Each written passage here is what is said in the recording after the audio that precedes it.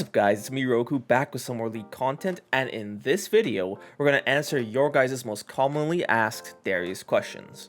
Number 1, Strikebreaker versus Trinity Force. I've answered this question more times than I can count, but basically, if you get super fed and want to just 1v9 teamfights and one-shot backliners, Trinity Force. If you want to have a bit more power in the 1v1, if you're not as fed but still kind of ahead, or if you need help in the 1v1, then Strikebreaker.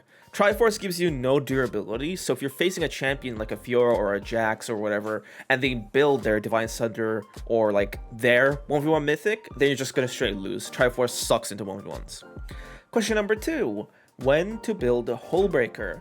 Now, with the nerfs / changes to Hullbreaker, I wouldn't say we should build Hullbreaker that much anymore, because like the power of just rushing at first item was basically just nullified, so I don't think we should build Hullbreaker that much.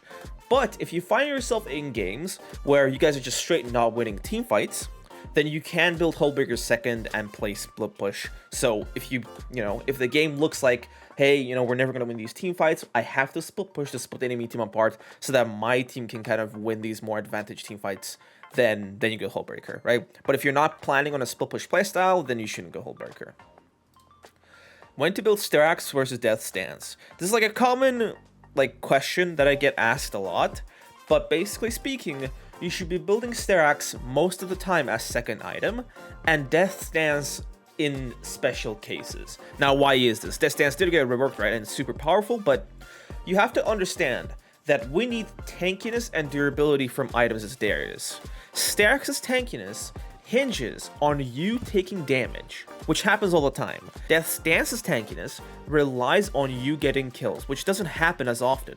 So, if you are fed enough to actually purchase Death Stance, because it's really expensive, if you're that fed, and you can get kills and non-stop in teamfights, Death Stance is perfect. Especially if you have like a healer like a Yuumi or like a Soraka or like someone just helps you like a Zillion on your team, Death Stance is perfect. But in all other cases, especially when the game gets tough, Styrax is far more generally useful because it actually helps you be more durable, whereas Death Stance, if the fight goes wrong, Death Stance is basically just completely useless in terms of making you tankier. Not to mention how the build path for it is not that good because it just gives AD and a tiny amount of armor, so there's that to think about as well. What to build versus champions that do maximum health true damage?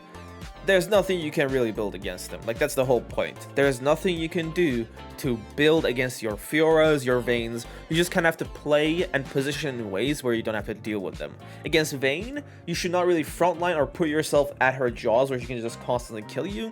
And versus Fiora, you should try your best to not let her hit your vitals, At some point, it's more about how you play and your mechanics rather than what you build. When use sorcery runes with Conqueror. Sorcery runes are for easier lanes. They're for team fights where you really need that extra move speed, and just games in general where you just want to 1v9 smurf on everybody, right? Because the extra move speed from Nimbus Cloak makes you more powerful in your most powerful state, which is when you have your subs up, okay? Resolve is for games where you want to have a bit more help in the laning phase, and for games where, you might come out ahead, but you just need some specific stat, like the tenacity from unflinching. When can we pick Lethal Tempo? In my opinion, Lethal Tempo should be picked against weaker junglers if you want to invade them, okay? Darius and invading are like things that should go hand to hand earlier on, because if you can catch a defenseless enemy jungler by themselves, you can very easily kill them, get Smite, and also kill the top laner that's coming in to save them, okay? And if you have the macro and knowledge to pick out these kinds of plays, then go Lethal Tempo and just force these fights and win them. But if you don't really have the knowledge to do that, then it's better to just go for Conqueror and play more consistently. What are some of Darius's biggest power spikes? I would say first power spike for Darius is level 3, when he gets all 3 of his basic abilities. At that point, he's able to beat, or he's at his strongest against every single matchup. Another big power spike is Darius's level 6. His ultimate is a huge power spike, and if you play it right, it just outdoes a lot of other champions' ultimates. Aside from that, I wouldn't really just have specific power spikes for Darius. It all just depends on the matchup. Like, if you're up against a Jace or something, then your power spike is when you build plated seal caps. If you're up against Fiora, then your power spike is when you build Bramble Vest. If you're up against Aatrox, armor and anti-heal. It depends on the matchup and the enemy team in general. How do I spell optimize Darius against a comp that's hard for him to play into? You can't, right? There are a lot of things you can try to do in terms of build different items, position differently, etc, etc, etc, but Darius in the current state of League is a very situational champion, okay? He's extremely good in some situations, but just horrible in some situations. So it's like, that's just the nature of the champion at this point. Now, mind you, if we're playing in low ranks, it doesn't really matter, right? You can just dunk on people, get fed, and because people don't even know how to pilot their champions, you can get away with just murdering everybody on the Rift. But if we're talking competent players, then you can't do anything to deal with Darius's, like, situationless, and you should be picking up other champions to help build a more rounded out champion pool. What items should build versus this team, this or that? Okay, I'll pretend this was English, but basically speaking, you should try to know what every single item in the game does that you can build, and then in the middle of the game, just think about what you need right now, okay? That's basically it. What is more important when you want to climb with Darius, macro or mechanics? If you're trying to climb to diamond for the first time, mechanics for sure, but to really get further from that point, you have to actually learn the macro of the game and how to think about the game. I find myself running out of mana at critical moments earlier on. How do I plan better? The number one reason why Darius players run out of mana earlier on especially is because of E. E has a massive mana cost, and you use it 2-3 times and you don't have enough like mana for a full fight. So only use your E when you really need it, okay? If you are behind, what is better? Sidelaning for creep farm and XP or going into teamfight skirmishes and trying to cheese kills? It really depends on the game. There's no one answer that fits all situations. If the enemy top laner can't teamfight, and by side laning you're keeping them away from their team, it might be better to go like farm in a side lane. Or if you can pull off a tier 2 turret freeze, then that's perfect, right? So you can get some of your lead back and your enemy top laner can't farm anymore. But if your team is super fed and they're gonna win the game without you anyway, then just forget about your farm. Just go to them and peel them so they can actually carry the game. What do you ban? I usually ban Riven or Jax. Riven because she's super overpowered, and Jax because Jax counters Darius. And that's basically it. And other times I usually ban for the team. Like when Kiana was overpowered, I used to ban her. Sometimes I used to ban Diana when she was overpowered. I mean, she still is overpowered. Like whenever there's something crazy that's just destroying everybody, I usually ban it. How do you play teamfights when you are solo frontline? You can't really do that. That's one of Darius' weaknesses in that, like, if he's forced into a position where he's the only frontliner, you will just get focused and one-shot because Darius has no tank mechanics. He just has a bunch of base stats, and that's basically it. Ideally, you want to wait until somebody from the enemy team engages on someone on your team, so you can peel them, get Noxymite, and kill the entire enemy team, but it's just not easy to be the only melee on your team, because you just get focused a lot. It might not be the worst idea in the world to go for like a Stridebreaker full tank build, so you can just act as like a tanky meathead who just moves around and gets kills but also helps his team. If the Drake is up in 40 seconds and the opponent's lane is pushing to second turret, should I go to Drake fight or clear up the wave? This is kind of like a trick question because you shouldn't be in this situation. The lane should already be pushed up to the like out of your turret, okay? If you're in the spot where you forgot to push the turret or you were dead and you couldn't, then it's like a choice, right? If you guys are gonna give the Drake, then yeah, go push the wave out. But if it's an important Drake fight, forget the CS and move down to the Drake to get the dragon. But generally speaking, you should have the macro to push the waves out before these things even happen. How can you know when to ult when you hit champions? I want to know exactly how many hits so I can ult instantly. I hope my question is clear, thank you. Okay, you gotta just understand the math of how ult works, right? When you ult, or when you mouse over the ult, the base amount gets increased by 20% for each stack. You don't need precise specific math, you just gotta have an idea of how much it kind of roughly increases by. Say the base damage you have is 150. 20% of 150 is 30. So what we're gonna do is for each stack, we add 30. So one stack is 180, 2 stacks 210, like this, like this, like this, like this. Now obviously things like Conqueror and etc help in that they increase the amount of damage you do by a bit, so you can afford to round up to an extent but not too much. Ultimately you kind of get used to it from just playing a lot of Darius, right? Just by playing a lot and limit testing to go for some of these ult kills, you kind of just learn how much damage his ultimate does. Tips to actually get better and rank up easily. Look at your own gameplay, look at your own deaths, and think about why you died and how you could have played the situation differently to not die for every single death, every single game. I could give you guys more tips, but such a question is way too general for the scope of this video. When you get a lead on Darius, what generally we should be looking to do so we can win the games? Generally speaking, you should be trying your hardest to just win fights for your team. Every time there's something that goes on around top lane, you should be there to carry it, okay? Fight goes on in the enemy jungle, get there, kill everyone. Something goes on in mid, flank them, kill everyone. Maybe even if like a Drake fight, the enemy's trying to contest the dragon, you flank them, kill them, okay?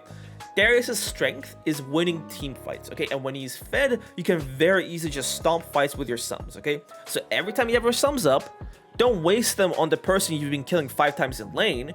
Use them to kill the entire enemy team. And also, try to like not play so aggressively when you don't have sums, because when you don't have sums, you'll just get killed and you will lose your lead in seconds. How to play Darius when behind in the game? This is quite a tricky question, because when you're behind as Darius, you're not that powerful. But let's just define behind, okay? When you say behind, I hope you mean like 1 or 2 kills behind and not 5 kills behind. Because if you're like getting completely dumpstered in lane, that's it. You are not going to be useful for the entire game, so you might as well just follow your team around like a dog and try to help them in fights. If you get like only a few kills behind or maybe some CS behind, then just sit on a turret, farm up, and try to participate in team fights, okay? Darius's team fights in the early game are still pretty decent, right? It's just when the enemy team gets their damage, you kind of start sucking. But in the early game, when it's just a bunch of meatheads fighting each other, then you can kind of shine. So get in those earlier fights and try to cheese kills. But again, right, you have to still be super careful to not int any further, because if you do, you are going to be useless. Darius needs kills to be influential in the game. Do you think Darius is Boga or Bomba? Thanks, Sloppy Walrus. Is Darius going to be better in huge coming patch in your opinion? Yeah, Darius is going to benefit a lot from the upcoming patch due to a multitude of reasons. Longer fights means he can land his Q more often and get more healing. His Smite, he can get him more reliably, more often, and get more kills off of it. I've made comments about this in both of the durability patch videos I made, but Darius is going to love the next patch. How good OTP Darius on High Elo? In my opinion, it's infinitely more preferable to main Darius than one-trick him. What do I mean by this? When you main Darius, I'm thinking you got like 2-3 champions in your back pocket to pull out when you get into some awkward situations. Like, let's say you're gonna get weak-sided, or the enemy team comes sucks, or your first pick, and you know, you're gonna get messed up with counter picks. Then you have kind of emergency champions to pull out of your pocket to really help you in these situations. But if we're talking like just one-tricking Darius, you're really shooting yourself in the foot for like half your games basically.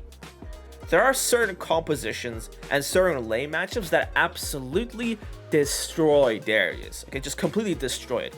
I'd wager, because I one-trick Darius, in 20% of my games, I am basically griefing by picking Darius because he's just completely useless in that match, just does nothing. And when I do pull off a team fight, it's like a miracle that I did something because of how bad he is against the enemy team. You gotta have additional picks, especially ones that are more generally useful and more versatile, to help you when Darius is not that like good. Should we purchase Spirit Visage more often to augment heals and shields from DD, stacks, and enchanter supports?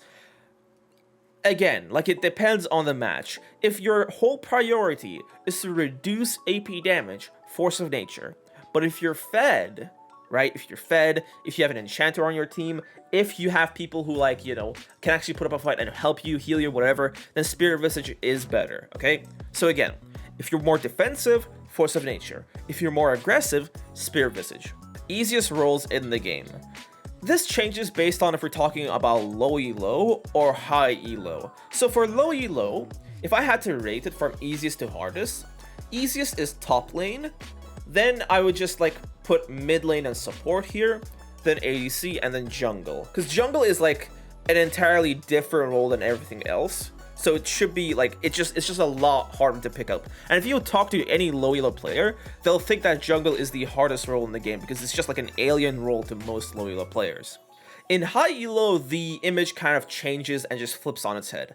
Generally speaking, the roaming roles like support and jungle are significantly easier than laning roles. So if I had to rank them, support is the easiest by far, massive gap, jungle, huge gap. Then we have ADC, tiny gap top, tiny gap mid. I think mid's the hardest role, but you could exchange it with top ADC and just swap them around depending on meta, right? The main reason for this is that When you think about support and jungle, you're like, oh, they have to think about macro, they have to think about the game, it's like chess. But when you actually understand the game, you realize that the guys who have to lane have to think about that as well. Except on top of that, they have to juggle farming and facing an opponent that they can't ignore. With jungle, if you play it properly, you can just completely ignore your opposing jungler and just play around them. But not here. You have to constantly fight the opponent on top of all the macro stuff. This is generally why the laning roles are significantly more difficult to master than the roaming roles. Why is support so broken? I'm not sure why is the best question, because like, you know, why are we alive? Why are we on this planet? But in terms of like literally why support's broken in the game, it's due to a multitude of reasons, but essentially support is like, it's like League of Legends light. You don't have to do anything in lane, right? You have no obligation to CS, you have no obligation to fight the enemy, and you have no obligation to farm jungle camps even. Like that's not even that hard for junglers, you just learn it once and do it on autopilot, but like you don't even have to do that as support. All you have to do is run around the map like an animal and just cheese kills. In terms of what Riot literally did to make support broken, it's basically just a long history of support being progressively more and more powerful without them being nerfed in any way, right? The support role has been non-stop getting buffed from every single season, right? And Riot refuses to directly nerf them. This is why difference between supports is so like noticeable, because the minimum you can do as a support is just nothing, right? You don't need to get kills, you don't need to farm, you don't need to do anything, you can just do nothing as a support. But the maximum you can do as a support is insane. You can get kills in lane, you can roam around, make the life of the enemy jungler a hellhole, because they can't actually fight anything. Just come with your jungler to every single invade, protect them, come with them to harass the enemy jungler, gank mid, gank top. You can do all of these things as a support, and you just have to have the macro to spot them, and that is it. That is all you have to do, because support is also like the least mechanically intensive role. You can play it on like 200 ping and still climb a server. I just don't like talking about it too much because I've complained about it enough on stream. What do you think Darius misses to be complete as a champion? In my opinion, Darius is perfect as he is. I love the champion, and if they changed anything about him, I wouldn't find him as fun. When exactly is Darius a good pick? Generally against comps that are more tanky, that have less damage, that are less mobile, okay? You also have to think about the matchup. If you can't get fed off of lane, then Darius is not really the best option. How to play around such mobile players after top lane phase is over? Using your sums. How do you engage when there's no tank in your team and your team wants you to engage when Darius struggles with that? Generally speaking, you shouldn't care what low elo players think. They're low elo, right? They're low elo because they don't know how to think about the game. So low elo teams just ignore what they say. If you're like a fed Darius in a low elo game, just bait them, okay? Or don't engage and wait for them to engage. Or if you do find a good engage, like let's say you have a Diana and you get like a massive flash E pull, then you can go for that, but I would only recommend it in cases where you know your team is going to follow up, okay? You can help in terms of making your team follow up more consistently with your pings, right? Just communicate, hey, flash, ping E, do the on my way ping on the enemy team, and once your team is positioned, then you can engage and kill the enemy team. But generally speaking, I wouldn't really advise engaging as Darius. How to teamfight with Darius? I made a whole video on this, look it up. Can you give more insight into how you ended up playing Darius in top lane over other champions and what other roles champs you played before? I played Darius because I used to play a bit of Dota 2, like a tiny bit of Dota 2, and in Dota 2, I like Axe. And for those of you who know both games, Axe also has like an ult that resets on kill, and the second I saw that on Darius, I just thought it was like the coolest thing ever, so I picked up Darius. As for champions I used to play before Darius, like everybody and their grandmother, I main Master Yi jungle, then I played Rengar jungle, and then I went to Darius straight up. This was in season 7, I think, when I switched to Darius. I played just jungle from season 6. Do you think that League will be a game to play in the next 10 years?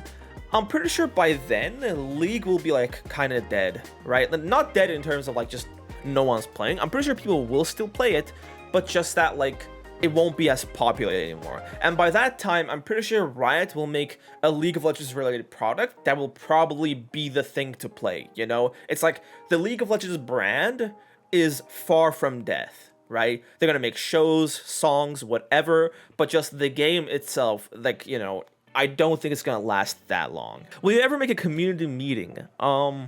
if I get a couple 100,000 subscribers on YouTube and I become that popular, I'll probably do some kind of, you know, IRL meetup, but that's in the future. Is RhokuTV Italian? No. What are your plans for this summer? Survive. What's his favorite type of cheese? I'm not sure if Darius has a favorite type of cheese. We haven't gotten that far in the lore yet, but my favorite type of cheese is mozzarella. It's amazing on pizza. It's amazing to eat on its own. It's great in salads, sandwiches. It's just the best cheese. All right, guys, I'll see you in the next one. Peace out.